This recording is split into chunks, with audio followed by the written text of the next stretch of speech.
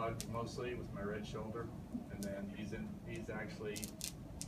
is actually in a breeding program in Mansfield at a rehab place and doing a lot of shows. It's the most easily trainable bird there is.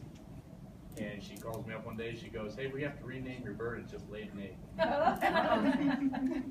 The problem is, in red tails or any bird, they don't really have a color differential between sexes.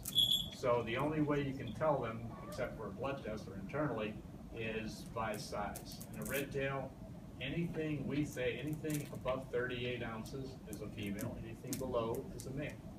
The problem is there's such a huge overlap that you never know. We've had he-she birds that are right in that range of 36 to 42 that could have been a female, could have been a male. Yeah, big feet, probably a female, but you never know. And that was the case with that red shoulder. This is a male, it's so small. Totally snake. What's he weigh?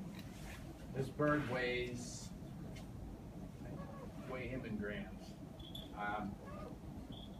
Just squeeze because I work. He is about 22 ounces. And this bird can kill an 8-pound jackrabbit. It's just amazing. They need help. When it grabs it, it's up fast. But killed 8-pound jackrabbits. That red tail that you saw in the film killed 2 wild turkeys. It killed a praying mantis. So whatever target of opportunity is out there, it's going after. It actually clamped onto a deer. The deer's running off through the woods looking like Pegasus. So it kicks it off there, and then you get up to the bird, and the bird will be bewildered, shaking its head. You reward her with food, and this bird brain, which is about this big, it's going, "Hey, I went after the elephant, got my butt kicked, but I got to eat. Let's try it again." That's the thing with falconry birds, they don't know what they can and can't do, because you're always right there to reward them with food. And like we were saying in the training, they don't know the verbal commands, but they know that when they do something and they get food, they're going to try it again. And we're right there to reward them every time. And after the deer, you got a big chunk of meat. Thinking, why they do that? I don't want them going after deer. That's perfect. But yeah, in the training process, I said earlier that the art of falconry is simply training this bird to tolerate my presence. You get a bird from the wild, like I said before, that bird's on its back, it wants to kill you and everybody it's ever seen. You gather it up, you keep the feet from grabbing you. We put like knee-high hose over the bird, keep the feathers straight, put a hood on it, so you can get these Almira, these anklets on it, and put that on, you put the leash on it. The jesses are these strings here, and then you put the leash on it, and it's sitting on your fist. You got your brand new bird from the wild.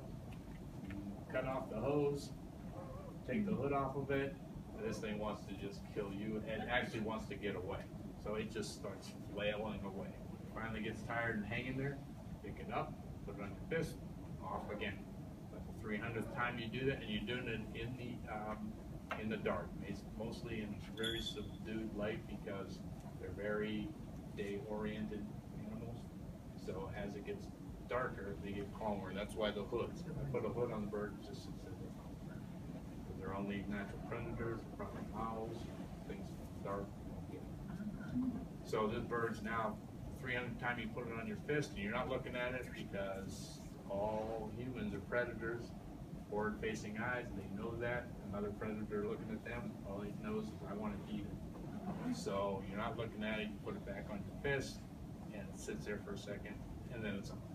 300th time you do that, now it's sitting on your fist. Still wary of your wings are still out, hackles are still up. You get food, and you put it up there, it doesn't want anything to do, you put it by its face, it grabs it. After about 100 times, it grabs the food, and then throws it away. It'll actually sling it across the room. So 300th time you do that, when you're not looking at it, because it's getting hungry, might be day 3 now, it's getting hungrier, it grabs that food, you're not looking at it, and it goes, swallows it. Now you just made a huge step. Now you start feeding it. Every time you see it, you bring it food. Now it starts eating it, you're building that bond of trust.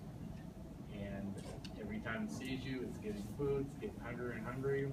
You put it on its perch for the night, and you go away, you come back the next day, you start feeding it. Now it's starting to look forward to you coming in. It's on the perch, you have the food, and you hold it down here by the feet. It bends down eventually to grab that, which is a huge sign of trust, because anytime a bird bends over and shows the back of its neck is where something can kill it. So now it's trusting that you're not going to kill it, it's looking down.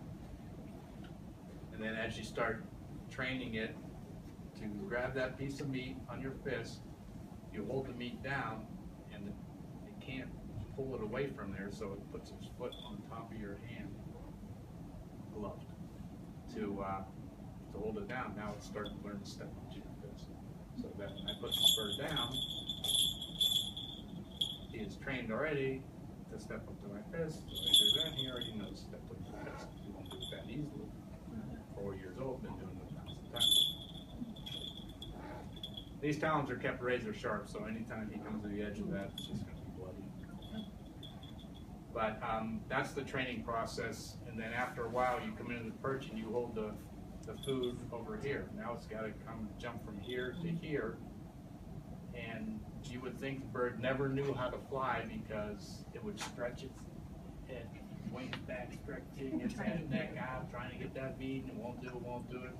As it gets hungrier and hungrier, now it'll jump over. Once it does that, that leap of faith from that perch to your fist, a day later it's come 100 yards.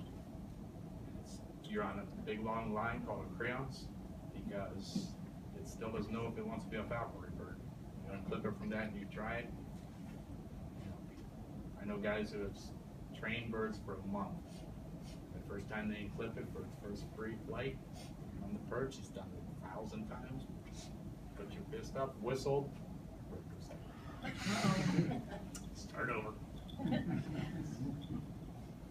So we're allowed to trap one bird as an apprentice. You have to be an apprentice for 2 years under a falconer, so that you learn what you can and can't do or shouldn't do. You're allowed 1 bird. As a general falconer, you're allowed 2 birds. I should know this. I'm the secretary of the Ohio Falconry Association. I'm going to say 2 birds. And as a master falconer, you're going to have 3. And you can have, as a master falconer, you're going to have 3 birds of anything that's not in danger. Mostly around here, you're going to hunt with a Harris's hawk, red-tailed hawk, goshawk, because the game around here, rabbits, squirrels, birds of some sorts,